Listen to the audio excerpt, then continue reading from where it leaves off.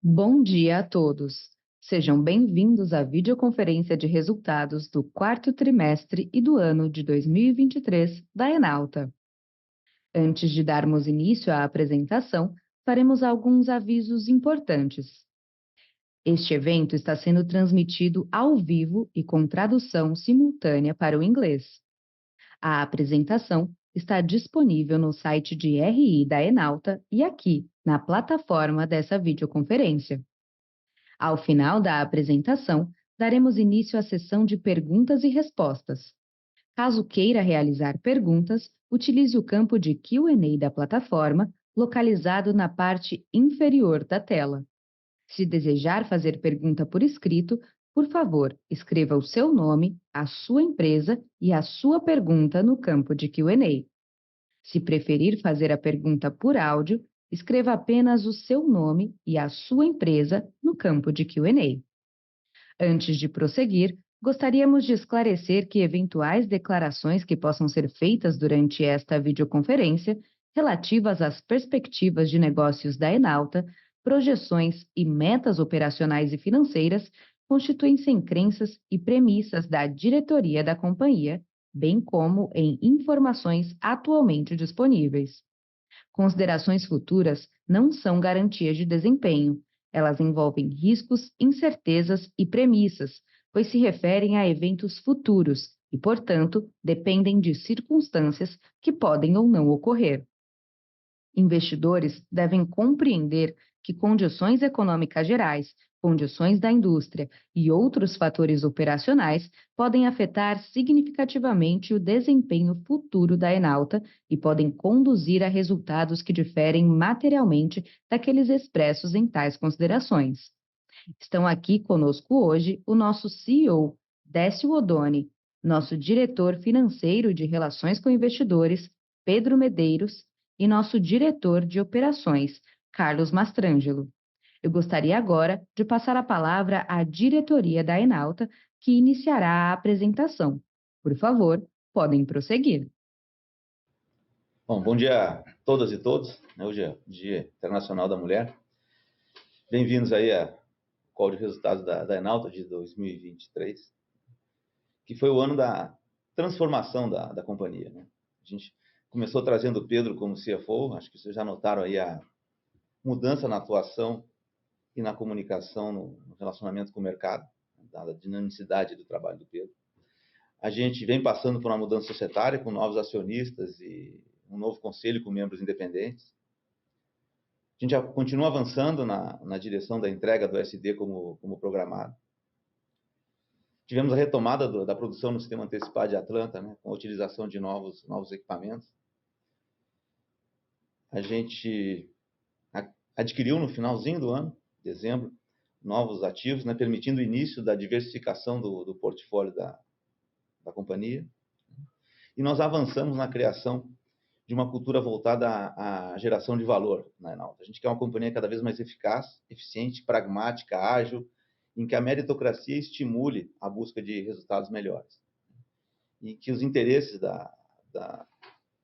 dos colaboradores que nós temos aqui estejam alinhados aos interesses dos nossos acionistas. Por isso, a gente criou um programa de incentivo baseado na valorização da companhia. Além dessas grandes transformações que a gente viveu em 2023, o ano também foi um ano que trouxe resultado de esforço que a gente vinha fazendo há bastante tempo. A gente entrou no ISE, a única empresa do setor a entrar no índice de sustentabilidade da Bolsa.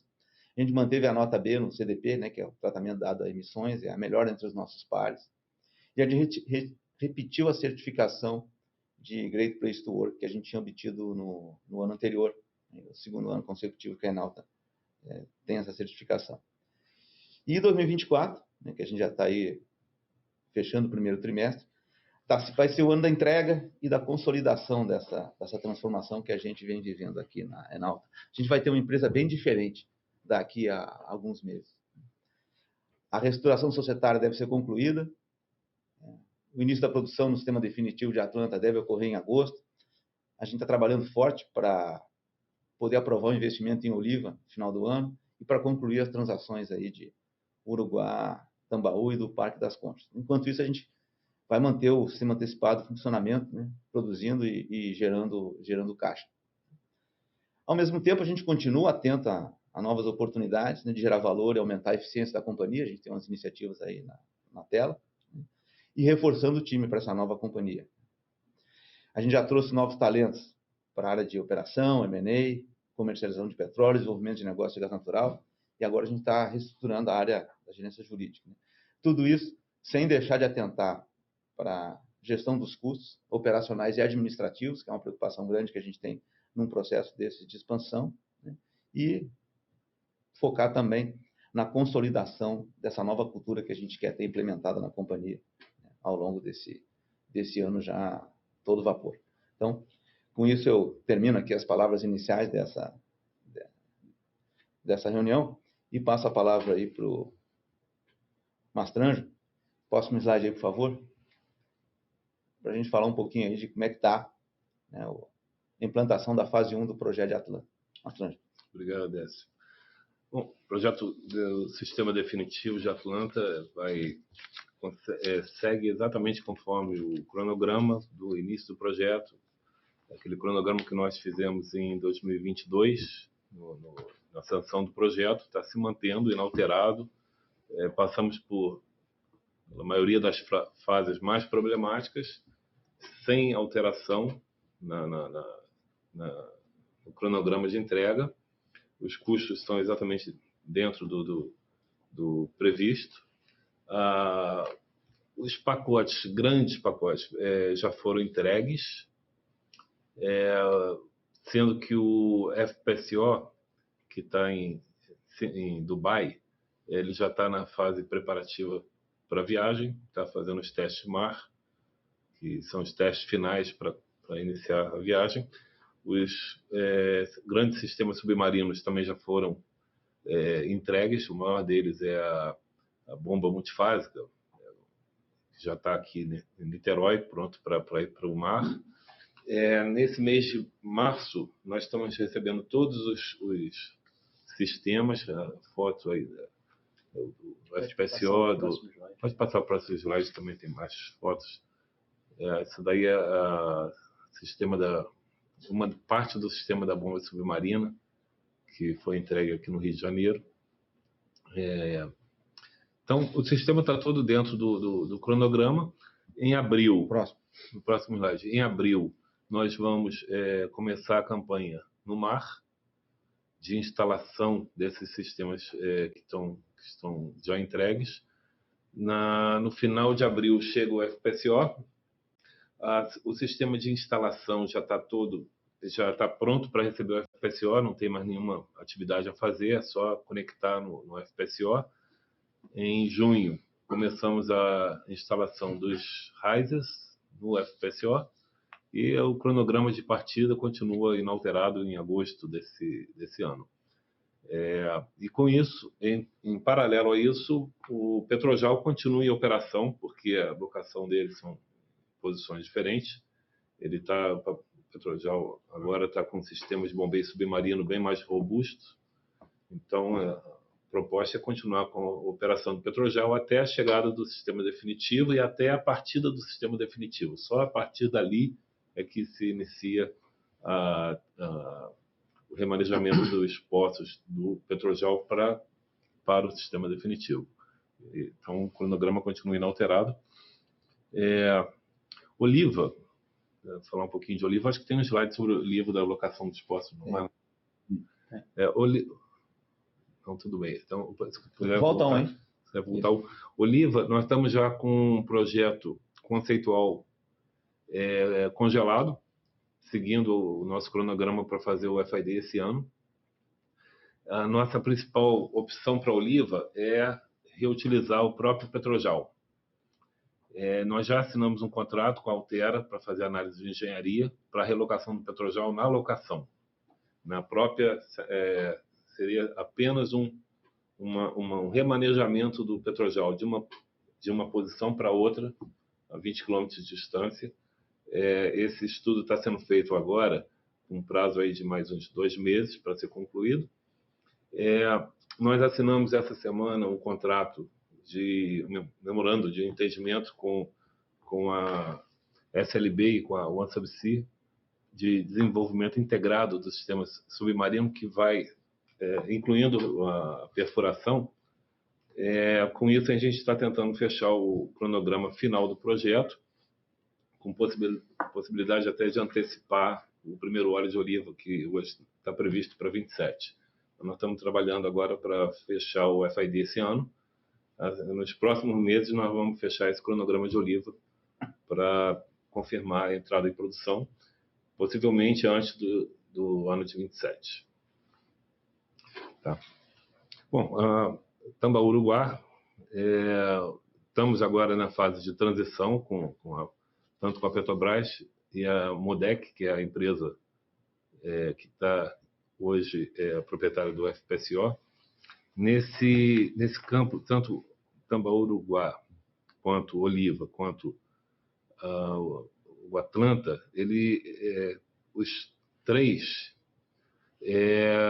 permitem fazer uma otimização da logística, que é o nosso maior custo operacional fora os FPSOs. Nosso maior custo operacional de logística de barcos e atendimento de helicóptero, a gente consegue otimizar sem acréscimos significativos nos recursos marítimos, principalmente, atender a esses três campos, trazendo aí um benefício muito grande no nosso OPEX. Agora, para passar para o Pedro aqui no próximo slide, por favor.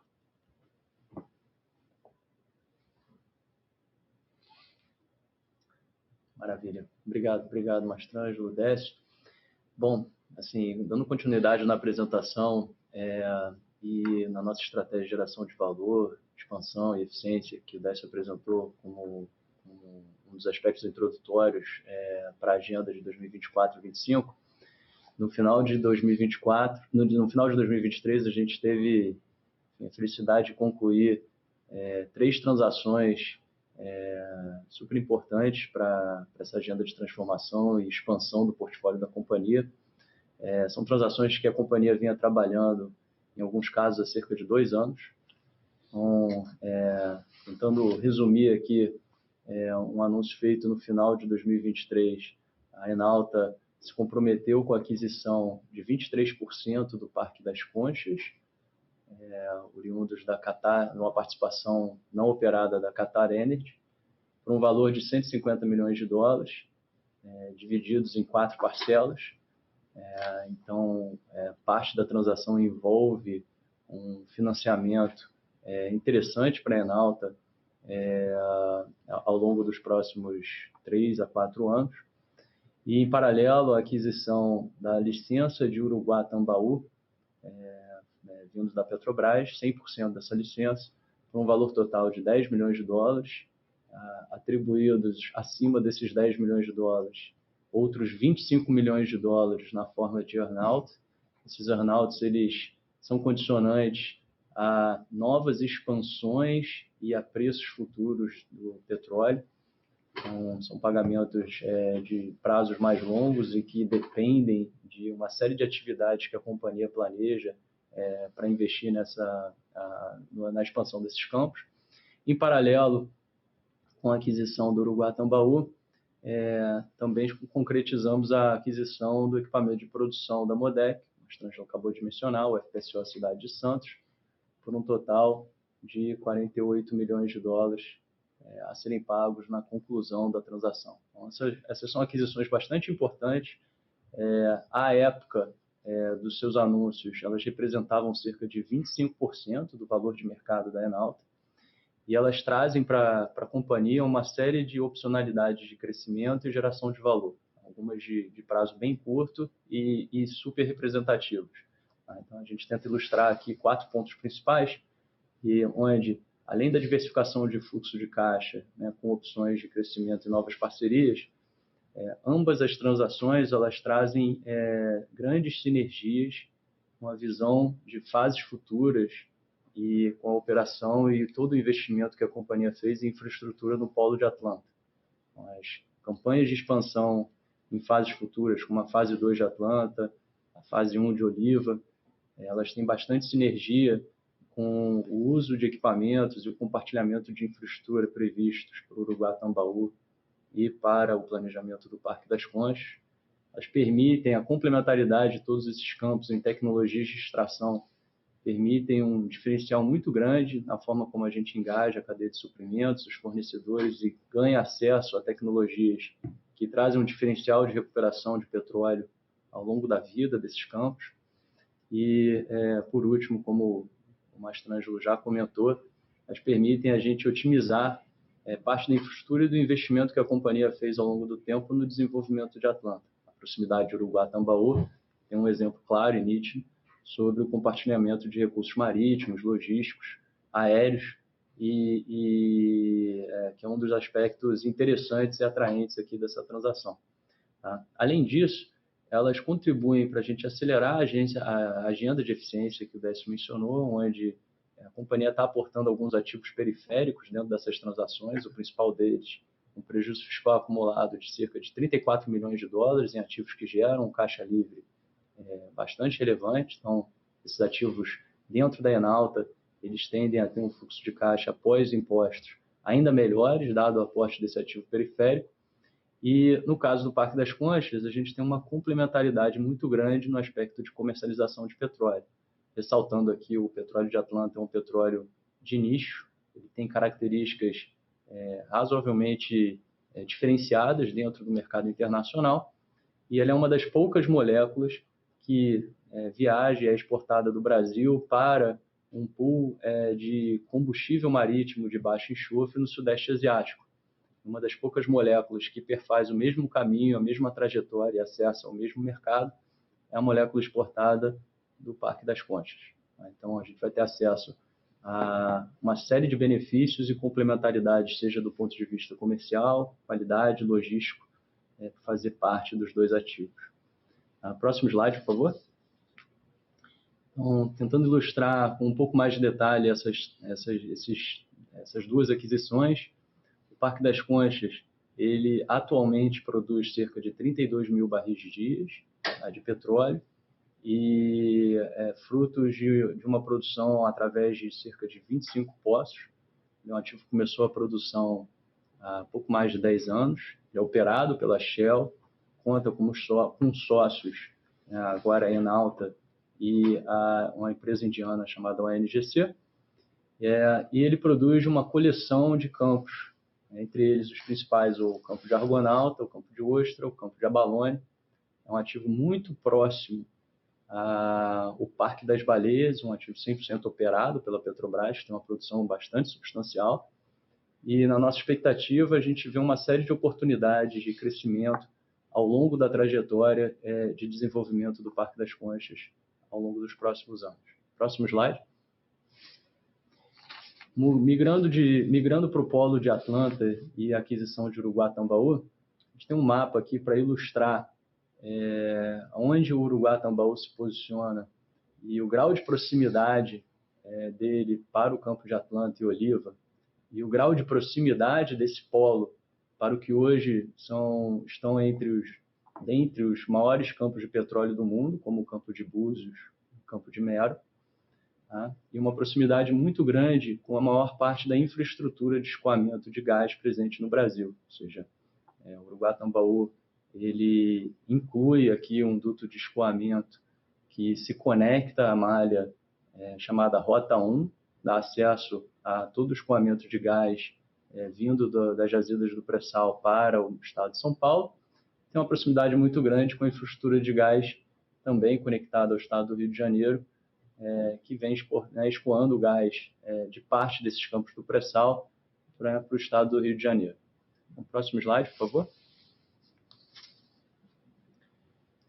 O Uruguatambaú também é um ativo maduro, começou a produzir há cerca de 10 anos atrás.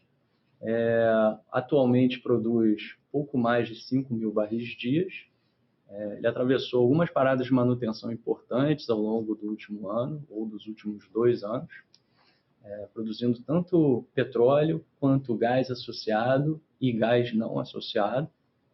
E a plataforma Cidade de Santos, ela tem uma capacidade expressiva de produção e bastante versátil em termos de tipo de petróleo, gás e estocagem. Isso deve se traduzir dentro dos nossos planos para o desenvolvimento futuro do Polo de Atlanta.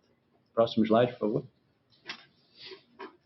Voltando para passar um pouco mais de luz e cor sobre o potencial de desenvolvimento de Oliva, é um investimento, uma expansão orgânica dentro do Polo de Atlanta.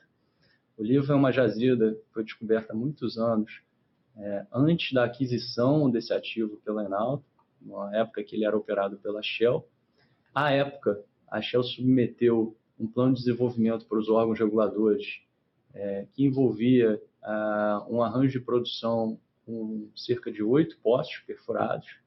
Isso denota o grau de materialidade e potencial de recursos identificados dentro dessa jazida.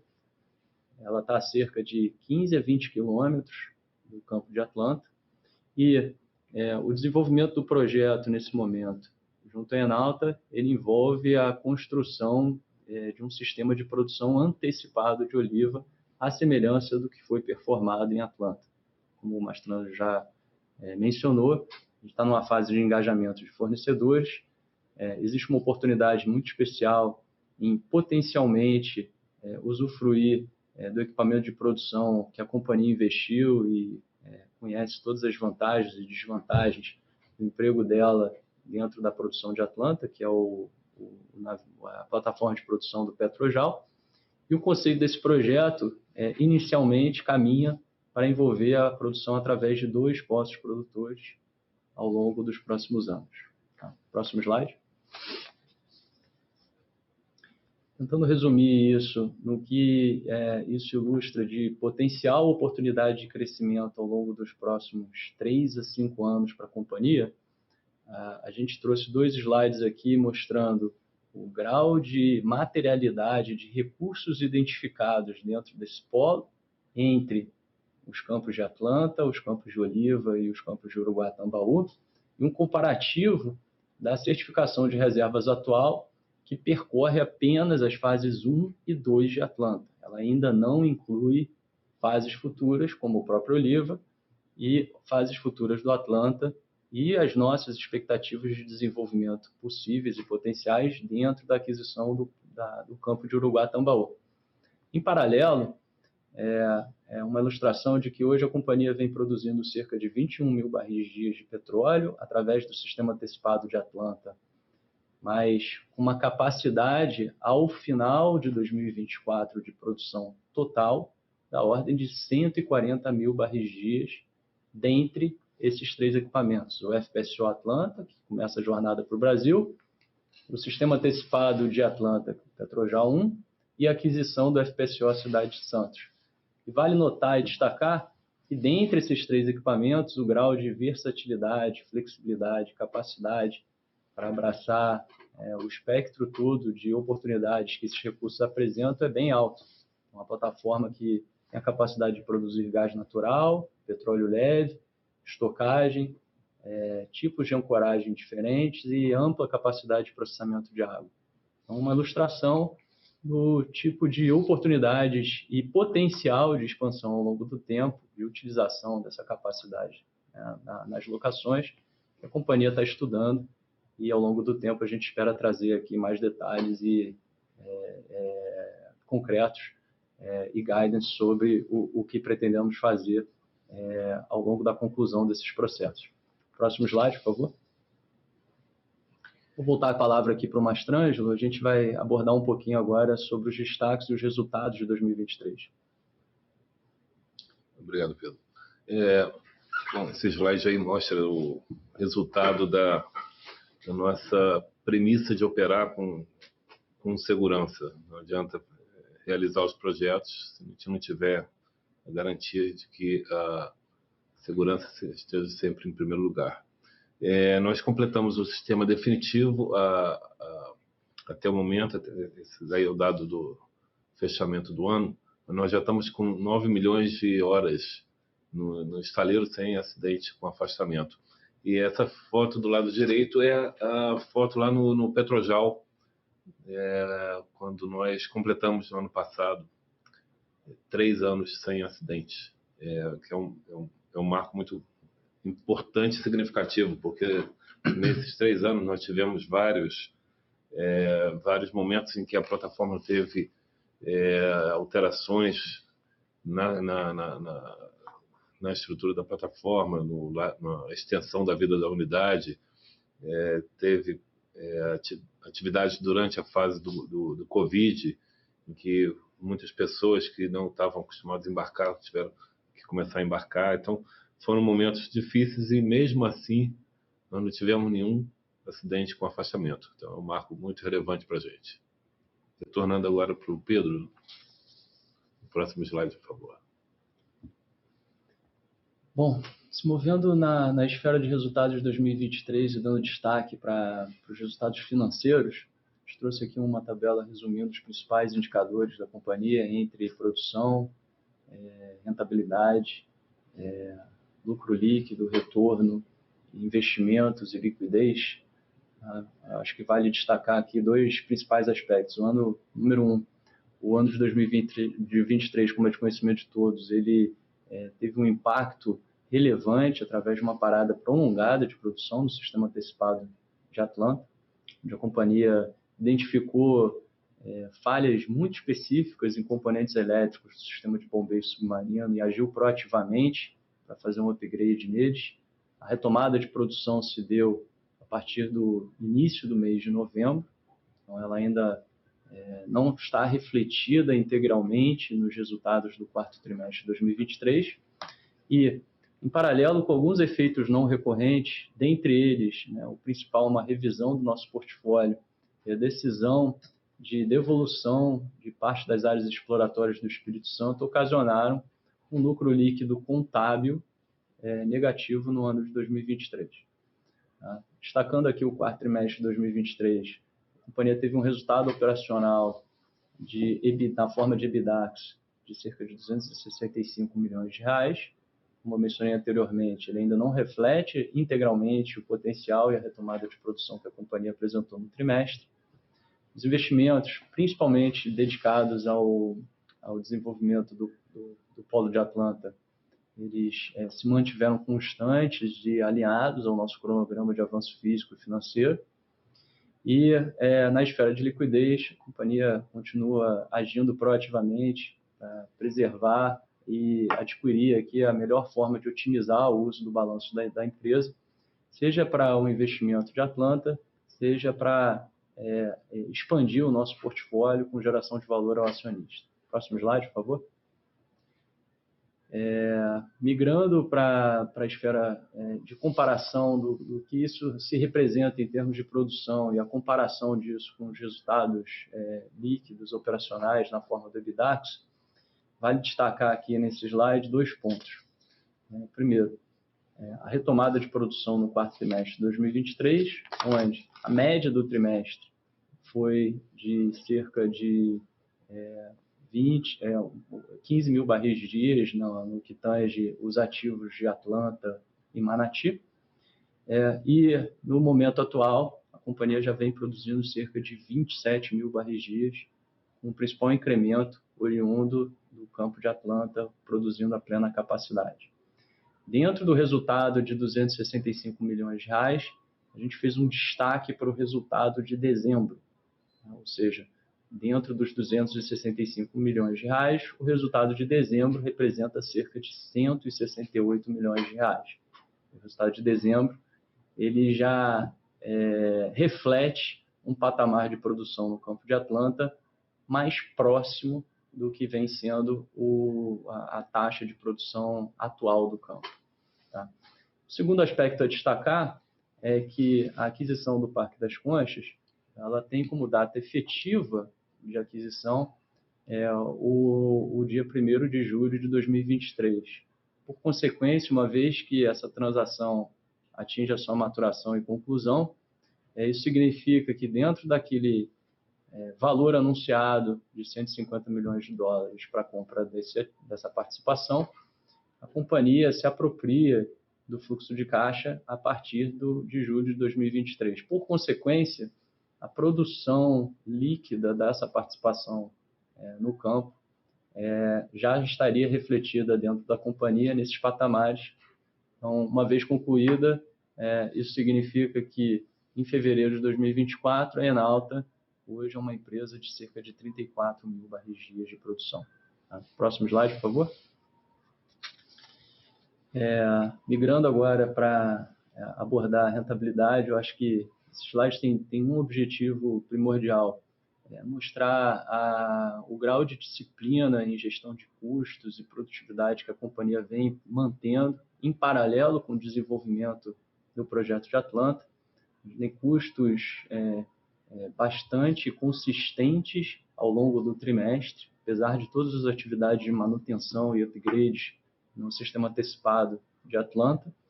E isso deve se traduzir numa alavancagem operacional muito grande, conforme a produção foi recuperada a plena capacidade ao longo dos próximos trimestres. Próximo slide. Dentre os temas que a gente apresentou como resultado de 2023, já foi abordado aqui, a gente divulga aqui a nossa atualização de reservas certificados. As nossas reservas elas foram incrementadas em termos volumétricos, principalmente através da primeira certificação do recurso testado no ano passado, uma nova acumulação chamada Atlanta Nordeste. Então, a maior parte das adições já subtraídas à produção de 2023 são fruto do incremento de Atlanta Nordeste e, paralelamente a isso, houve um incremento muito expressivo no que tange o valor potencial atribuído pelos nossos certificadores às reservas de Atlanta e às reservas de Manati, uma comparação em relação ao ano passado. Isso é fruto não só da eficiência de investimentos que a companhia vem fazendo, mas também da proximidade com o momento de colheita desses resultados e a entrega do primeiro ano da nova capacidade. Então, próximo slide, por favor.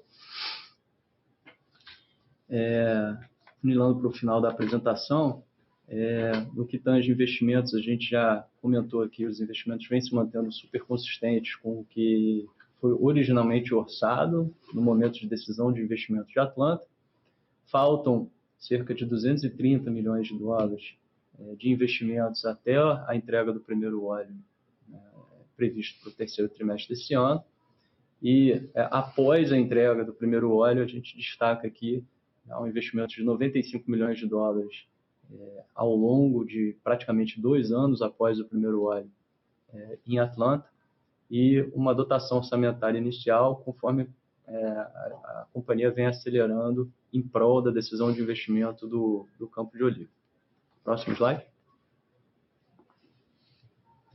E, para concluir, no que tange a busca de eficiências no processo de alocação de capital, vale destacar que a companhia continua com um perfil de amortizações de dívida bastante alongado, especialmente se isso for colocado em perspectiva com as expectativas de fluxo de caixa serem gerados com incremento de capacidade e fruto das aquisições que foram realizadas e anunciadas, e com um balanço bastante robusto dentre ativos líquidos financeiros, somados aqui caixa disponível e um crédito fruto de um financiamento para a construção do FPSO Atlanta, que em um segundo momento a companhia já estuda as possibilidades de trazer mais eficiência à alocação de capital desse ativo. E, em paralelo, dando destaque aqui a alguns dos itens que a gente pretende trazer também mais eficiência no uso do nosso balanço. Dentre eles, eu já mencionei o prejuízo fiscal acumulado como uma recuperação junto à aquisição do Parque das Conchas. A gente tem alguns outros ativos que são razoavelmente representativos dentro da nossa base de ativos e a gente espera ter a capacidade de usá-los de forma mais atraente para a nossa atividade-chave, fim, e para o grau de retorno que a companhia espera entregar ao longo dos próximos anos. Próximo slide. Agora eu passo a palavra para o Décio, para suas conclusões e migrarmos para o Q&A. Bom, pessoal, obrigado aí. Vocês tiveram uma boa visão do que foi 2023 para a Enalta, o que vem está vindo por aí em 2024. Antes de passar para a parte de perguntas, eu gostaria de deixar um convite para vocês acessarem o nosso relatório anual de sustentabilidade, que ele traz aí em detalhe como é que a gente trata essas questões aí de ESG. Está disponível aí no nosso site. Então, sem mais delongas, né, como se diz, eu passo aí a palavra para quem está administrando aqui o call, para a gente abrir a sessão de perguntas. Iniciaremos agora a sessão de perguntas e respostas para investidores e analistas. Caso deseje fazer uma pergunta por voz, por favor, digite o seu nome e a sua companhia no campo de Q&A. Caso queira que sua pergunta seja lida, por favor, escreva o seu nome e a sua companhia e a pergunta. Nossa primeira pergunta vem do senhor Gabriel Barra, do Citi. Senhor Gabriel, seu microfone já pode ser liberado. Pode prosseguir. Odécio, Pedro Mastrangelo, obrigado por pegar minhas perguntas aqui. Primeiro, parabéns aí pela trajetória da companhia, pelo que vocês entregaram esse ano e esse caminho para 2024. É bem interessante ver esse processo dentro da empresa durante esse tempo que eu tenho acompanhado aqui a história da Enalta. Primeiro ponto que eu queria tentar pegar um pouco mais de cor sobre a alocação de capital, né? A gente viu a companhia fazendo algumas aquisições esse ano, né? Como o próprio Pedro e o Mastrangelo falaram bastante sobre o Uruguai Tambaú, o Parque das Conchas e os potenciais ali de Oliva e do próprio Atlanta. E a gente olha que a companhia hoje está numa posição de geração de caixa, vamos dizer assim, até confortável para 24 e 25. Isso foi até um tema que foi abordado lá no Investor Day esse ano. E aí, uma das coisas que eu queria entender um pouco mais de vocês é como pensar daqui para frente a parte de alocação de capital. A gente falando bastante sobre desenvolvimento, os potenciais de Atlanta, mas o que poderia ter aqui no futuro recente em relação a potenciais M&As e o que vocês têm visto em relação a isso? E dentro desse ponto, eu lembro há um tempo atrás a gente falava muito de farm out em Atlanta, né, de potencial venda de uma parte de Atlanta para poder diversificar o portfólio. Eu sei que está num momento super importante do desenvolvimento, mas eu queria entender se isso ainda é pauta de discussão, se faz sentido pensar que não faria sentido ter 100% do ativo, às vezes ter 60%, 80%, continuar operando, mas vender uma parte disso para tentar diversificar mais a produção da companhia. Esse é o primeiro ponto. Segundo ponto, olhando, vocês deram alguns detalhes ali sobre Uruguai e Tambaú, olhando e Parque das Conchas, dois pontos rápidos aqui. Um em relação ao Uruguai e Tambaú, em relação ao earnout. Não sei se vocês podem dar um pouquinho mais de detalhes sobre esse earnout, quais são os triggers para esse earnout em termos de preço de petróleo, produtividade, como que funciona isso. E em relação ao Parque das Conchas, seria um absurdo pensar que vocês receberiam dinheiro quando tivesse o fechamento do deal. Como o Pedro também mencionou ali, a produção de Parque das Conchas já é uma produção relevante ali para a companhia, e olhando o effective date, tem uma geração de caixa relevante até o closing, pelo que a gente espera aqui. Então, se pudesse dar um pouquinho de ideia aqui, o que seria valores aqui de caixa de transação quando acontecesse o fechamento, seria interessante entender. Obrigado. Obrigado. Eu tive que anotar aqui as perguntas todas, né? Vamos lá. A questão de alocação de capital, sem dúvida, esse é um ano de entrega, né, que a gente está focado aí, como eu comentei, em entregar o sistema definitivo, manter o sistema antecipado operando, gerando caixa, concluir as operações de Uruguai-Tambaú e BC10, integrar o Uruguai-Tambaú dentro da Enalta. Mas, ao mesmo tempo, a gente está olhando para oportunidades para alocação de capital, até porque, como você falou, a gente espera ter mais disponibilidade de caixa e poder de fogo a partir da concretização desses eventos ao longo do ano. Então, está no radar, a gente continua olhando oportunidades, e se a gente encontrar alguma oportunidade que a gente perceba que a gente consegue agregar valor, que a gente tem potencialidade para fazer uma transação que seja agregadora, a gente está disposto a fazer.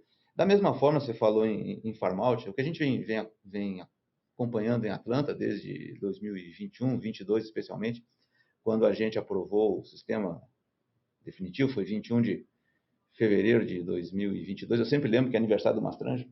Então, ele faz aniversário junto com o aniversário da aprovação do projeto aqui. É um deadline bom de ficar cobrando dele ali os prazos de entrega.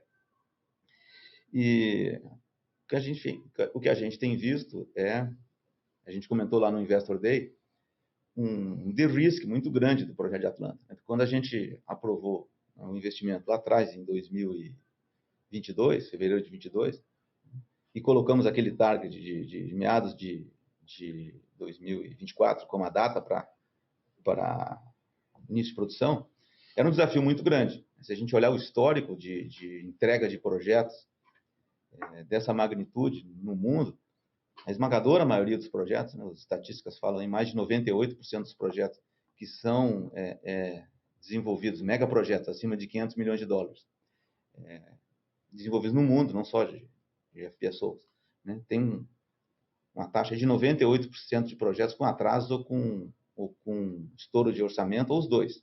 Se a gente for para o mercado de plataformas de produção, FPSO, o Mastrange conhece mais que eu, mas esses números são mais negativos ainda. Então, havia um descrédito muito grande com a capacidade da Enauta de entregar um projeto como o Atlanta no prazo do orçamento. A gente está quase lá. Então, esse risco que a gente foi tomando e foi dirimindo foi se traduzindo também em valorização do projeto. A gente pode ver isso até na própria certificação que a gente acabou de incluir aqui na apresentação. Tendo dito isso e tendo considerado todas essas premissas, né, se em algum momento surgir uma oportunidade que se encaixe nessas premissas de que, né, tem que ser alguma coisa que gere valor, que dilua risco, que contribua para o futuro da companhia, tanto no projeto quanto na diversificação de portfólio, lembrando que um projeto como o de Atlanta, né, ele é um projeto de longo prazo, a gente tem 20 anos pela frente com Atlanta no portfólio, Atlanta e Olivo, né, porque eles estão dentro do mesmo contrato de concessão, a gente chama aqui ring fence, né?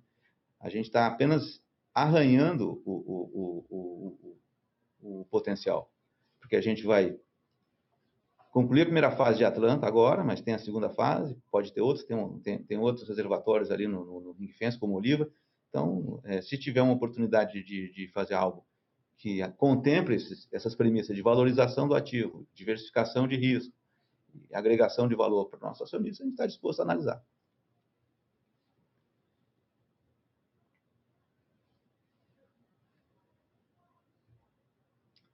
Depois tem as outras aqui, né? Estava até esquecendo. Né?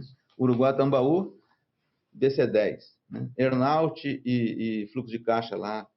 Earnout em Uruguá-Tambaú e fluxo de caixa em BC10. Se eu me permitir ser conservador aqui, a gente não fechou essas transações ainda. Então, o que eu posso te falar é que a gente sim tem expectativa de fazer coisas adicionais em Uruguá-Tambaú. Perfuração aí de pelo menos um poço está no nosso radar lá para aumentar a produção. Isso aí está vinculado aos earnouts que nós negociamos com a Petrobras. Em relação ao BS10, sim, é verdade, lá o Parque das Conchas, né, a gente pagou uma parcela inicial no signing, tem um complemento de pagamento no closing, que vai estar afetado pela geração de caixa desse período, a partir do meados do ano passado, e a gente tem parcelas futuras de pagamento que vão ser também pagas, em parte com o fluxo de caixa que for gerado pelo projeto. Eu prefiro não entrar em mais detalhes até a gente ter aí uma clareza maior da data de closing da transação que a gente prevê que deva acontecer no segundo semestre desse ano. Obrigado aí. Super claro, Décio. Obrigado.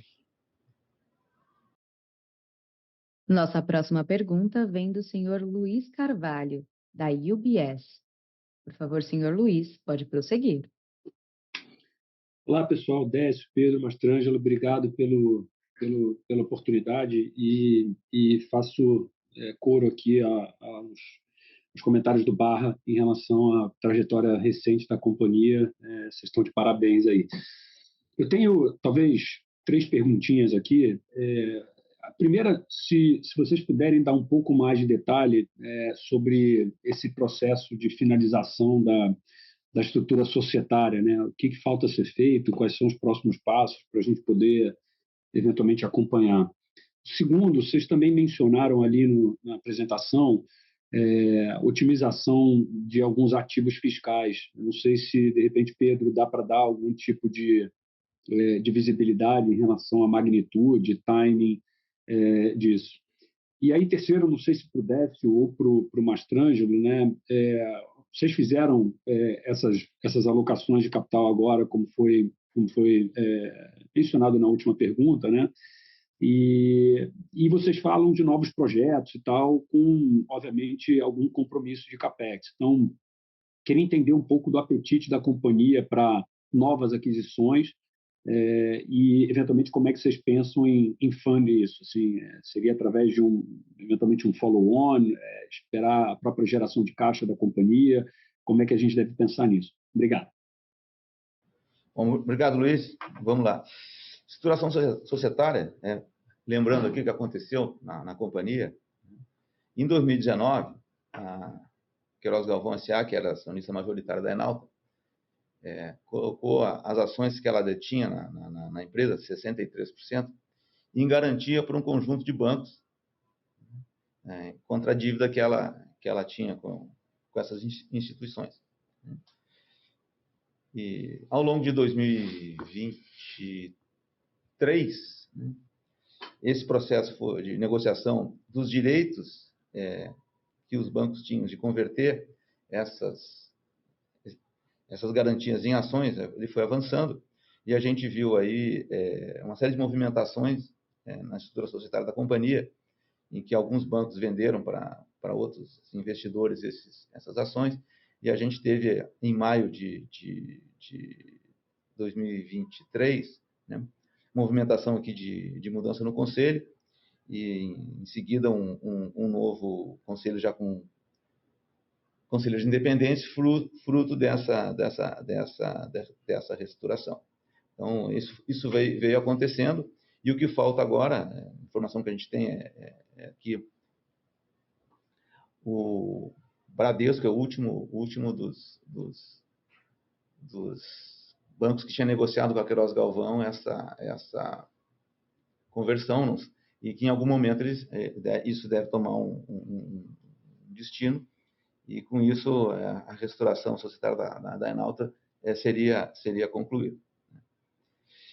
Em relação aos ativos fiscais, eu peço aí que o Pedro comente. Depois eu falo um pouquinho aí de alocação de capital. Pedro, por gentileza. Claro. Obrigado, Écio. Então, conforme a gente mostrou na apresentação, a gente tem 34 milhões de dólares de prejuízo fiscal acumulado. Isso é um prejuízo fiscal acumulado fruto de uma das aquisições que a Enalta realizou no passado. Se encontra numa subsidiária independente, que é pré-operacional, que a companhia, a gente não conseguia, enfim, acelerar a monetização desse crédito. E a aquisição da participação no Parque das Conchas, que é um ativo que tem uma geração de caixa livre expressiva, ela está se dando através dessa subsidiária. Consequência disso, a gente tem a expectativa de recuperar esses 34 milhões de dólares de maneira bastante acelerada, uma vez concluída a transação. Além disso, a gente tem um precatório dentro do balanço, já transitado e julgado e aprovado e previsto para pagamento no orçamento de 2025 da União, da ordem de 15 milhões de dólares.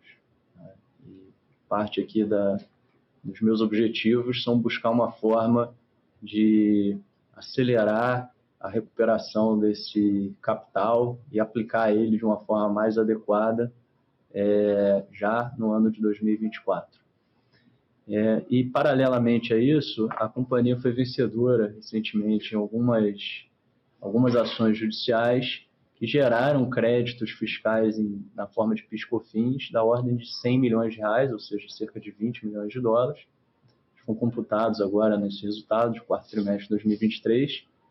Tem expectativa de que essas ações gerem novos ativos fiscais para a companhia ao longo de 2024. E, naturalmente, a gente está buscando formas de monetizá-los. Então, o que vale destacar aqui, acho que a sua pergunta é muito pertinente, Luiz. Se você somar esses ativos fiscais, a gente está falando de ordem de grandeza de cerca de 75 ou mais milhões de dólares. É um número bastante expressivo, se você comparar ele à dívida líquida da companhia e se você comparar ele ao próprio valor de mercado da companhia. Todos eles estão, enfim, na nossa mão para recuperar e dar um destino em termos de alocação bem mais adequado do que está ilustrado no balanço. Voltando aí para a questão da alocação de capital, Luiz, a gente espera estar gerando, né, bastante mais caixa daqui para frente. A gente vai nos permitir fazer frente aí a CAPEX nos projetos que a gente vislumbra, Oliva, as outras fases de Atlanta e alguma coisa aí nos nossos outros ativos. Agora, essa nova situação da companhia, ela também nos dá uma flexibilidade, né, para se tiver uma oportunidade interessante de fazer alguma transação, a gente pode usar, né, as nossas próprias ações ou também, se for o caso aí, algum outro tipo de acesso a capital, mas não tem nada no radar nessa linha por enquanto. Tá claro. Obrigado, pessoal. Nossa próxima pergunta vem do senhor Rodrigo Almeida, do Santander. Por favor, senhor Rodrigo, pode prosseguir.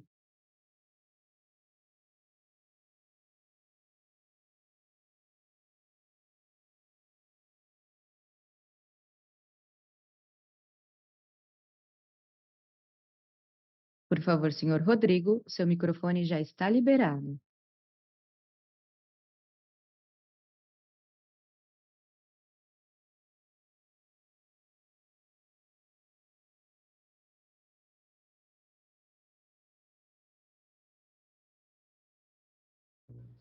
A gente não ouve o Rodrigo. Está em silêncio aí. Vocês me escutam? Agora sim. Agora sim. Bom dia, pessoal. Bom dia. Tem algumas perguntas aqui do meu lado. Eu queria, talvez, começar com a parte de reservas, e o Pedro já explicou um pouco. E eu queria só entender um pouco aqui se teve atualização de alguma premissa de Brent, algum outro ponto que a gente talvez, você comentou de Atlanta, mas queria tentar entender esse lado macro, se teve alguma mudança aqui, alguma alteração, dado que a gente viu a virada de 2022 para 2023 ali. E aí, pensando olhando para frente, como é que a gente pode pensar a Oliva se encaixando nos próximos relatórios de reserva? Assim, isso já pode imaginar que pode vir alguma reserva contingente vindo ali, qualquer informação aqui, eu acho que é legal. Segundo ponto aqui, eu queria voltar um pouco no tópico de alocação de capital. A gente falou de alguns pontos de créditos fiscais e o Décio comentou agora no finzinho também sobre outras oportunidades de levantar capital, mas vocês têm aí um recebível relevante da Inson, né? Então, eu queria entender com vocês como é que vocês pensam aí, dado todos esses movimentos que vocês estão fazendo, em talvez fazer algum tipo de antecipação desses recebíveis, como é que funciona a cabeça de vocês para esse lado, que é um valor bem expressivo, né? E aí, por último, um ponto final, assim, se vocês pudessem passar para a gente uma ideia do que vocês veem hoje em relação a custo de perfuração em Oliva, qualquer tipo de estimativa preliminar, e em relação ao Petrojal, dado esse plano que vocês têm, eu sei que é inicial, mas o que seria feito aqui com a plataforma? Vocês comprariam, ou ela passa para vocês, vem por um valor simbólico? O que a gente pode imaginar aqui em relação a Petrojal, no contexto de que ele seja usado para Oliva em termos de custo? Basicamente isso, pessoal. Obrigado. Obrigado aí, Rodrigo. Reservas. Você sabe que o processo de certificação de reservas, ele é um processo também econômico. Então, ele contempla parte geológica, né, de produção, mas contempla também custo de capital e economicidade e premissas de projeto. Então, ano a ano, as avaliações econômicas, elas são resultado disso. O que a gente teve esse ano foi uma avaliação econômica diferente, que considerou alterações aí ao longo de vários parâmetros utilizados na certificação. Isso acontece todos os anos. O mais importante é que, do ponto de vista de reserva geológica, que está lá embaixo da terra, né, a gente teve notícias boas, não teve alteração significativa, além da incorporação do novo reservatório de Atlanta. O que acontece muitas vezes é parâmetros econômicos influenciando no cálculo. Por exemplo, né, a gente tinha um navio no ano passado como um navio próprio. Nesse ano, a gente fez a venda do navio para a Inson. Isso refletiu no afretamento. O afretamento afeta o custo de operação. Então, isso no final da vida útil do projeto, lá na frente, pode direcionar para uma redução do tempo de produção econômica que na prática não deve acontecer, ou alguns outros parâmetros pode influenciar esse cálculo. Então, é assim que se trata essa questão de certificação. A gente vê a certificação desse ano como uma certificação positiva e confirmatória do que a gente vem tendo ao longo dos últimos anos. Oliva, a gente imagina, em algum momento, depois do processo de tomar decisão do investimento no campo, da gente fazer a certificação, né, também. A alocação de capital que você comentou, eu passo para o Pedro aqui, que ele dá mais detalhes. Tá, no que tange o crédito a receber associado ao financiamento do FPSO Atlanta, é uma ótima pergunta, Rodrigo. O valor é bastante expressivo. Foi uma das soluções contratuais super bem desenhadas pela companhia, à luz das limitações e do contexto de mercado na época, de maneira a alinhar perfeitamente interesses, riscos e retornos em torno da construção, da conversão desse FPSO com um parceiro de altíssima qualidade, como tem se mostrado a INSO. E a nossa expectativa é de buscar uma forma de alocar esse capital melhor e de maneira mais alinhada ao que é a nossa atividade fim, na esfera de upstream, na esfera de comercialização de petróleo, na esfera de desenvolvimento de oportunidades no mercado de gás natural. O nosso objetivo não é fazer um investimento no ativo financeiro de longo prazo associado ao financiamento de uma plataforma. Quando esse crédito foi constituído e o arranjo dele foi realizado, ele já foi criado à luz de um típico bond de financiamento de FPSO, assim como em vários existentes e sendo comercializados no mercado. Então, dentre as oportunidades de trazer uma utilização melhor desse capital, a gente vislumbra a capacidade de monetizar o ativo integralmente ou parcialmente ao longo do tempo. Então, isso vai ser uma estratégia dinâmica. Conforme, naturalmente, o FPSO comece a produzir, esse crédito comece a ser performado. Tá? Nossa expectativa é que isso ocorra em 2024.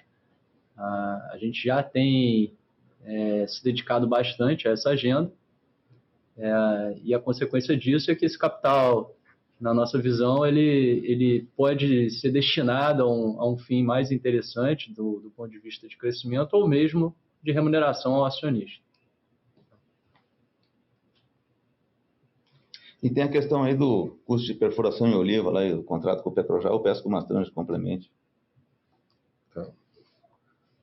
Fato atual é exatamente a análise dos custos dessa transferência, né, remanejamento de uma locação para outra. A vantagem é que não há nenhuma alteração a ser feita no Petrojal, já foi avaliado, ele vai ser utilizado, chama de as is, da forma como ele é hoje. O único investimento a ser feito é na extensão da vida da unidade. A previsão é de 2 poços apenas, ele é mais do que suficiente para isso, não tem nenhum investimento adicional para alterar a concepção do navio. A questão da perfuração, nós estamos fazendo, conforme eu falei, um acordo de entendimento que engloba não só a perfuração, mas equipamentos submarinos. Então não vai ser um custo individualizado, a gente está pensando em fazer isso integrado, incluindo a análise do reservatório, que é a parceria que nós estamos tendo agora, em que nós estamos trabalhando com a possibilidade de diferir qualquer investimento para após o primeiro óleo. Essa é a nossa estratégia, que estamos trabalhando com as empresas parceiras, né, fornecedores estratégicos para esse desenvolvimento. Perfeito. E se eu puder aqui, só 2 follow-ups bem rápidos na parte de reserva, só para confirmar. Então, não teve alteração do Brent utilizado nos números anteriores versus o atual, certo? Não. Brent, não. Tá, perfeito. E o segundo ponto que eu queria só falar é que, então, em Oliva, Mastrangelo, a gente pode pensar num sistema de bombeio, um sistema subsea mais similar ao do sistema antecipado de Atlanta do que o do sistema definitivo? Quase. Você pode pensar similar do mais robusto, que esse último que nós estamos tendo em operação no sistema antecipado atual. Essa é a proposta. Com a diferença que nós vamos ter nós temos três sistemas hoje disponíveis. Para a Oliva, nós vamos precisar de 2, então ainda vai ter um de sobressalente. Ótimo, obrigado. Bom dia, pessoal. Obrigado, Rodrigo.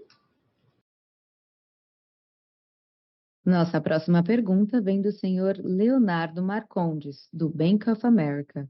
Por favor, senhor Leonardo, pode prosseguir. Opa, pessoal, tudo bem? Bom dia, vocês me escutam? Sim? Sim. Sim? Opa, show, legal. Bom, obrigado aí por pegarem minhas perguntas. Minha primeira pergunta é em relação à certificação. O Pedro até chegou a comentar um pouco, né? Mas é mais especificamente sobre Atlanta Nordeste. Eu não sei se talvez eu tenha perdido aqui, mas não sei se vocês chegaram a falar de quando vocês esperam perfurar esse novo reservatório, né? Minha segunda pergunta talvez seja um pouco mais abrangente aqui, né? Talvez não tentando pensar em Parque das Conchas especificamente, mas mais pensando em contratos entre empresas de óleo e gás dentro de um consórcio, né? Queria saber se vocês poderiam explicar um pouco para a gente aqui quais que são os direitos que geralmente as empresas que não são operadoras possuem dentro de um consórcio, né? Talvez se eu puder dar um exemplo aqui, como um direito de preferência, talvez exista algum tipo de direito que você pode desenvolver algum reservatório sozinho. Então, se puderem falar um pouco mais sobre isso, seria bem legal também. E aí, se eu puder estender aqui minha terceira pergunta, e aí, mais sobre Parque das Conchas, a gente sabe que vocês não podem falar muito, mas eu achei bem interessante o mapa que vocês trouxeram do campo ali, né? E me pareceu que Argonauta tem alguns reservatórios, né? Tem algum reservatório ali que ainda não foi explorado ou desenvolvido? E também me pareceu que tem mais um outro reservatório ali mais ao sul, acho que é o ME1 e 2, né? Sul de Argonauta ali. Queria saber se é algum tipo de ativo que já foi explorado ou desenvolvido também. Obrigado.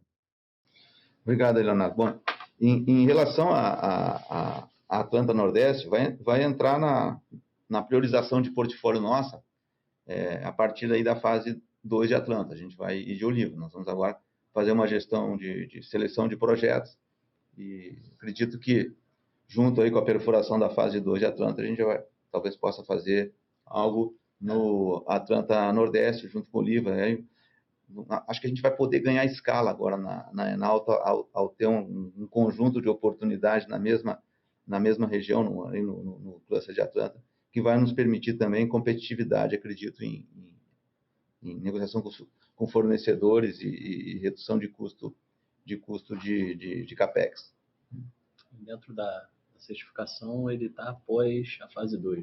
Né? Na certificação, o Pedro está lembrando aqui, ele está lá na frente, depois da fase 2. A gente vai agora, dentro dessa priorização de portfólio que nós vamos ter, definir quais vão ser os nossos próximos passos. São 2 passos.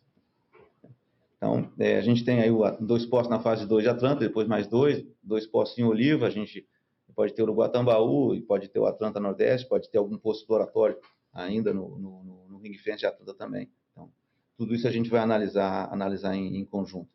Interessante a tua pergunta sobre direitos em consórcio.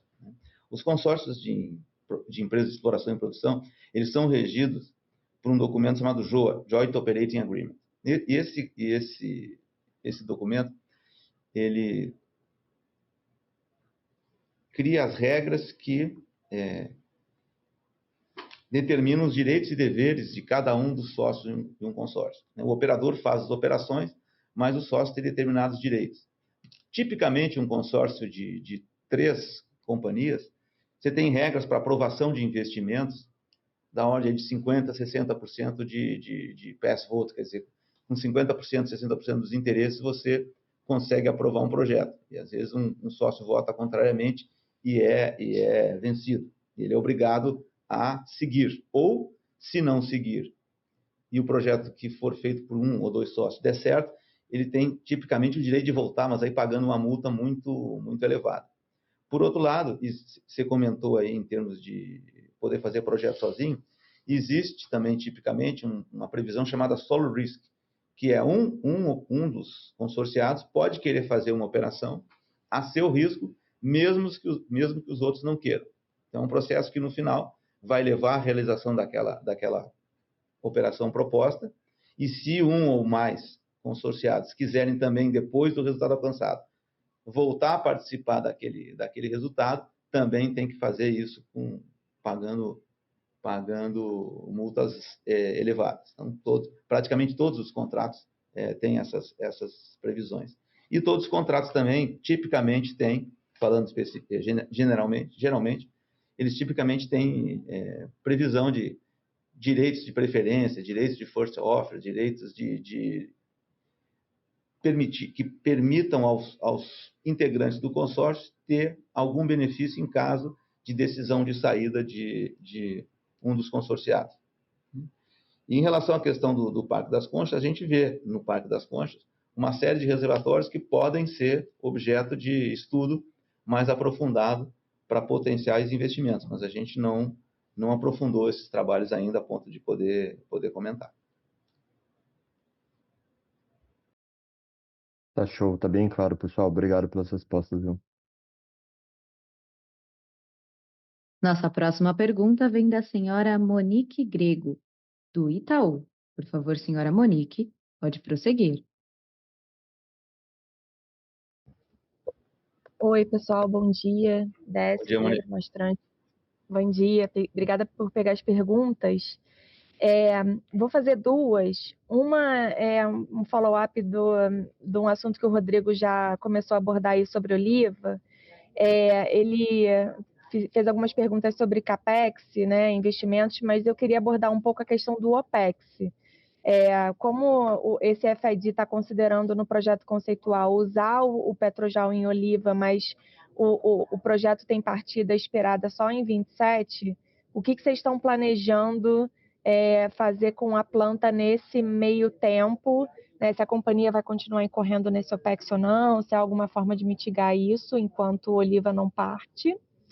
E a segunda pergunta até para ajudar a gente aqui a aprofundar um pouco mais a nossa massa crítica, criar massa crítica sobre o valor das aquisições, né? Ali o Mastrangelo falou de um potencial de otimização de logística, de uso de recursos marítimos, como no Guatambaú. Vocês conseguem dar alguma ideia do tamanho desse benefício? Quanto vocês estimam economizar ou reduzir de OPEX após a integração de Uruguatambaú, principalmente com redução de custo logístico? Obrigada. Passar para o Mastrangelo essa aí, Monique. Oi, Monique. Obrigado aí. Olha, a gente está exatamente nesse acordo da estratégia.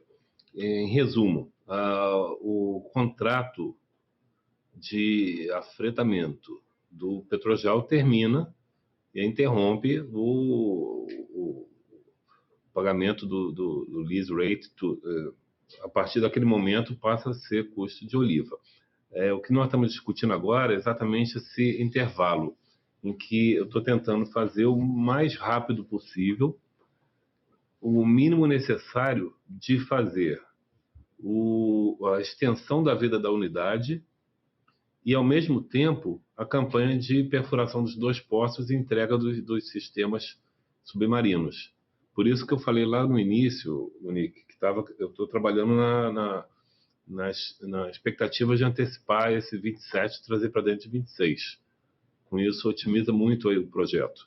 E diferindo o máximo possível o investimento num acordo de parceria com as empresas que estão participando. Tá? Então, não dá para entrar ainda em números, mas essa é a estratégia que a gente está fechando agora nesses próximos meses. E teve mais uma que é de logística. Em valores, só para ter uma ideia, por exemplo, nós temos hoje duas embarcações dedicadas para Atlanta. Para colocar Oliva, a gente não precisa de nenhuma embarcação adicional. É suficiente. Então, o nosso maior custo, fora o FPSO, é a logística marítima. A aérea nem tanto, mas é também um custo importante, mas ela custo de logística, de apoio marítimo, de rebocadores, e existe até, o Décio pode comentar um pouquinho, uma regulamentação que é necessária que a empresa tenha para potencial recolhimento de vazamento no mar.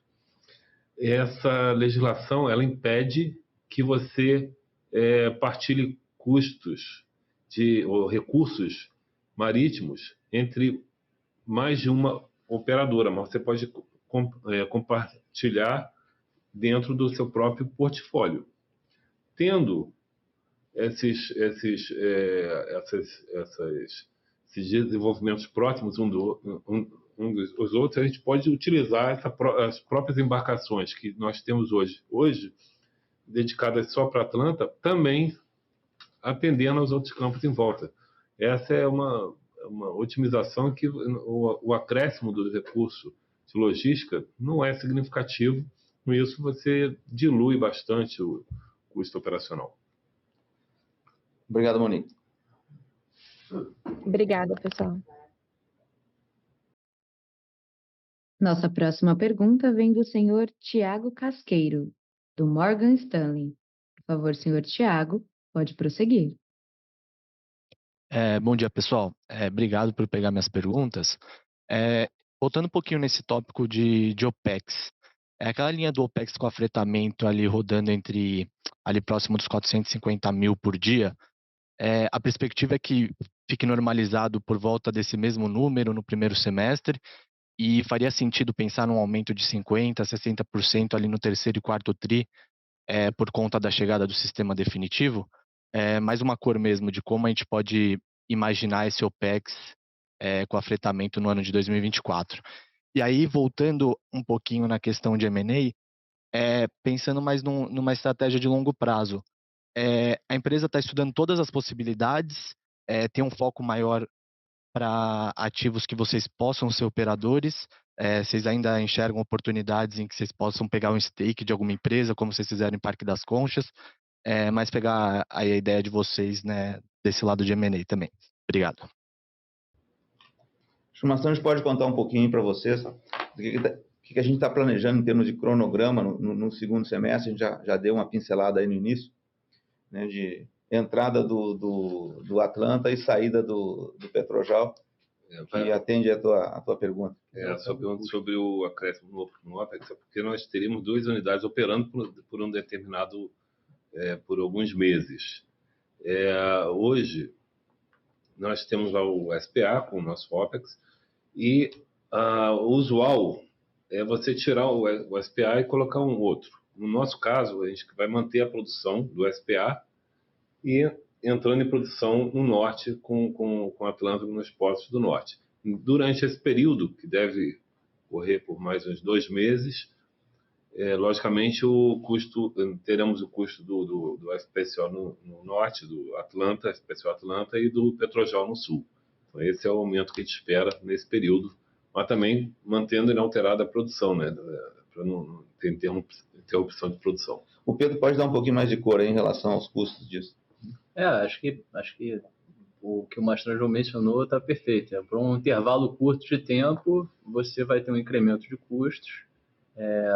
50% em termos de ordem de grandeza parece adequado numa ótica mensal, certo? E número 2... associado ao aumento de produção também. Associado ao aumento de produção, dado que ambas as plataformas estarão produzindo no decorrer do período associado de aumento de custos, tá? Então, o lifting cost por barril, ele eventualmente tem uma capacidade alta de, na verdade, apresentar uma melhoria e um ganho de produtividade mesmo durante esse intervalo. E número 3, só para tentar traduzir isso em aspectos de resultado e contábil, né, sem caracterizar um guidance, como o Mastranjo mencionou, a gente está num avanço acelerado no decorrer dos estudos da expansão orgânica associada à oliva, que podem ter uma interação muito relevante com essa esfera de descomissionamento do Petrojal. Então, do ponto de vista contábil, de evolução de custos operacionais, isso vai depender bastante também do arranjo econômico, da decisão que a companhia está tomando, o engajamento que ela tem com vários fornecedores, do que, porventura, a gente vai concluir, e passamos aqui para vocês uma expectativa de que essa decisão vai ser feita no segundo semestre. Bom, voltando à questão lá do M&A que você perguntou, acho que a história recente da Enalta responde a tua pergunta, né? A gente fez uma aquisição agora, o Uruguatambaú, que a gente é operador, e a gente também acabou de fazer uma aquisição em que a gente pegou uma participação num consórcio não operado, que a gente não será operador. É o resultado da avaliação que a gente faz da oportunidade, identificando a nossa capacidade de agregar valor ao longo do tempo com a transação. É isso que a gente busca. Se eu puder complementar aqui, só nesse ponto, resgatando aqui conceitos importantes que, inclusive, a gente apresentou ao longo dessa apresentação. O fato de ser ou não ser operador, ele acaba abrangendo uma míriade de outros aspectos, como direitos de governança, uma visão sobre acesso ao desenvolvimento de recursos, como compartilhamento de recursos para as campanhas futuras de investimento, de perfuração, como acesso à tecnologia, como engajamento de fornecedores, como trading e a capacidade de gerar ganhos no âmbito de portfólio na ótica de comercialização de petróleo ou de gás natural. Então tem um espectro amplo aqui de oportunidades, especialmente que o portfólio da Enalta, os talentos, as capacidades técnicas e os ativos periféricos que essa companhia tem podem aportar, tá, em oportunidades do gênero. Tá? Então, só fazendo esse destaque aqui. Obrigado aí, Thiago. Obrigado, pessoal. A sessão de perguntas e respostas está encerrada. Eu gostaria de passar a palavra ao senhor Décio Oddoni para que faça suas considerações finais. Bom, pessoal, obrigado aí. Foi um prazer estar com vocês aí, comentando os resultados de 23. E já antecipo a convidar vocês aí para, brevemente, aí, em maio, a gente está de novo apresentando os resultados aí do primeiro TRI. Né? Quem acompanha aí nossos comunicados e o site da ANP, a gente já está com mais de 2 meses aí avançados no trimestre. A gente já tem uma boa ideia do que esse trimestre pode trazer para a gente aí até o final do mês. Obrigado a todos aí, até a próxima.